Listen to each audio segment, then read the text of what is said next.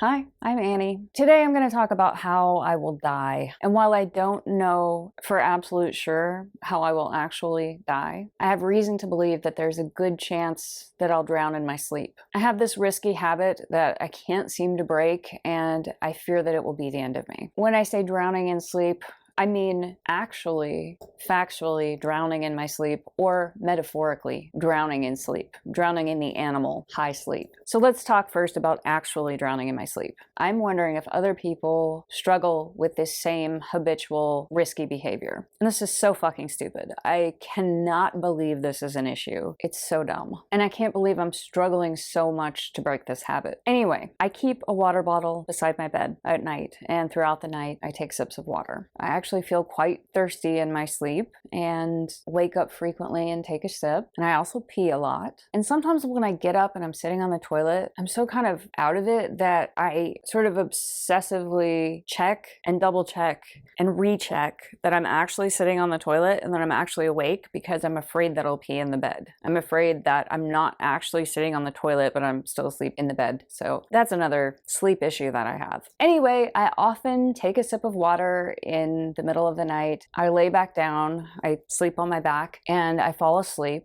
And then I wake up and I realize that the water is still in my mouth. I fall back asleep with drinking water in my mouth. This is so fucking stupid. Drinking water is basic. This is like basic life skills. I have a major drinking problem, and it could kill me. I could literally drown in my sleep because of this stupid behavior. And every time I wake up and I realize that this has happened, I berate myself. You know, it's just like when I make other mistakes in my life that are just stupid mistakes, I come down on myself hard and I say, never again. This is unacceptable. Do not ever do that again. And I swear that I won't. And then it just keeps happening. I can't believe it. It's just so bizarre that I can't get my shit together on this issue. And probably I should keep my water bottle across the room on another table so that I have to get up and walk to it in order to take a drink. Maybe that'll like break the habit of falling asleep with water in my mouth. I was laying in bed thinking about this last night. If this doesn't kill me by the time I make it to be an old lady living in some long-term care facility somewhere, then I imagine myself laying in an institutional bed all by myself at night, maybe, if I have a private room. I don't know. They may have me in a room with one or two other old ladies. And I imagine taking a drink, and even if I don't drown in my sleep, there's still a high risk that I could, wake up startled,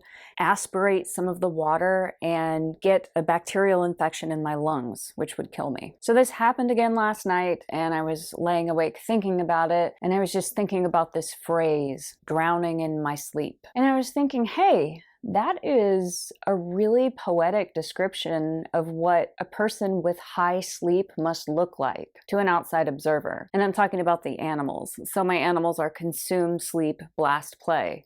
And I've got a lot of sleep energy, a lot of really, up in my head, introspective energy. And I'm thinking especially of how bizarre that looked when I was young. Observers from the outside would look at me as just like a really weird kid, just like extremely intense and pensive. When I was little, it looked especially weird because that just looks weird on a child. And now I think people just accept that, I'm a lone wolf, and, it doesn't look as weird on an adult to be kind of spaced out and daydreaming when you're in a public place, or when you otherwise should probably be socializing with the people around you. Drowning in sleep. They say that people with more close connections actually live longer. And being someone with play last, this is like kind of hard for me to accept, because I really don't have much of a drive to build community and, network close relationships around me. There's no natural inclination to do that. I feel really self-sufficient